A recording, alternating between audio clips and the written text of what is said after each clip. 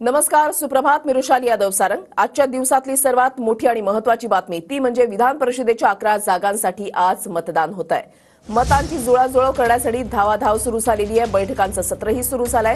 Continental हॉटेलमधील काँग्रेसच्या बैठकीमध्ये उद्धव ठाकरेंनी हजेरी लावलेली होती आणि काँग्रेसच्या कोट्यातील काही मतं मिलिंद नार्वेकरांना देण्याची विनंती त्यांच्याकडून करण्यात आली आहे. ठाकरे गटाला 7 मतांची आवश्यकता आहे.